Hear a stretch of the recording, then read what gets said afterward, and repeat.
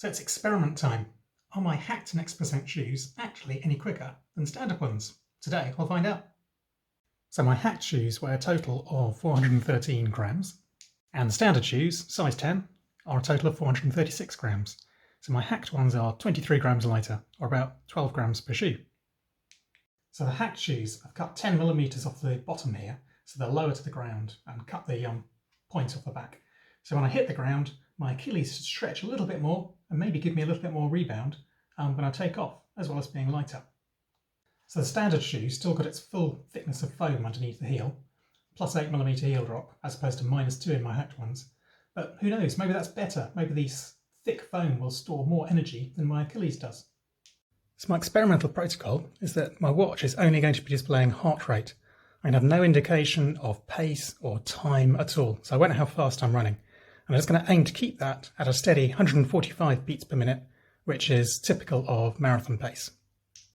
And what I'm going to do is put on a pair of shoes, say the hacked ones, and I will run back and forwards a little bit to get my heart rate up until it's reached the target value. Then I'll do a loop around the park and manually count that as one lap on my watch.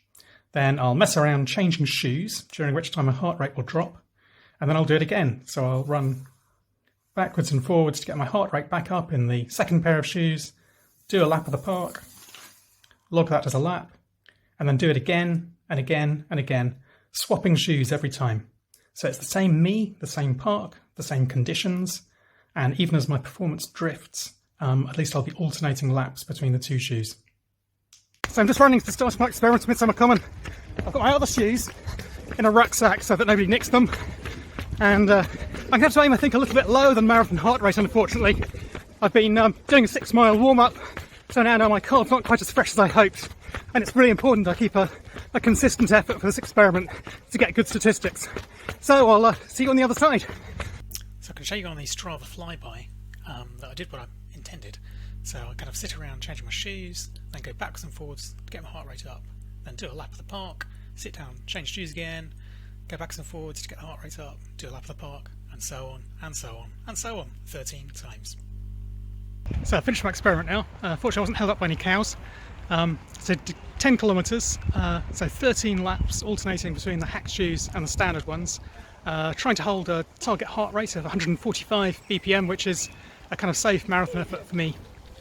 My legs did get a bit tired as I went on, so there'll be some drift in my performance, which I'll have to allow for in the analysis. So I still don't know which shoes are better, but hopefully the answer is locked away in the data on my watch. So it's the moment of truth. Were my hacked shoes actually any quicker than the standard ones? Here's the data. So I'm going to plot pace in minutes per mile against lap number, and I thought I'd have to normalise for heart rate, but actually it was bang on the same on average for each lap, so there's no need.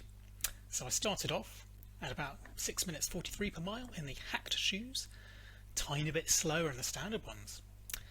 Next lap in the hacked shoes, tiny bit quicker again. Next lap, a little bit slower in the standard shoes. So at this point, if I stop there, it looks like maybe I was onto something, although it's very small. However, as we keep going, I'll see that there's no real pattern. I mean, I gradually slow down a little bit because my legs are getting tired, but there's no particular advantage or disadvantage in the hacked shoes versus the standard ones. In fact, the numbers say that the standard shoes were better by 0.12%, which is maybe like 12 seconds or something in a 3-hour marathon. But the error bars were 3 times bigger than that. So really, all I can conclude is that there was no benefit in hacking the shoes. It didn't make any difference. So that's science for you. You've just got to go with what the data tell you, and that's not necessarily the answer you were hoping for.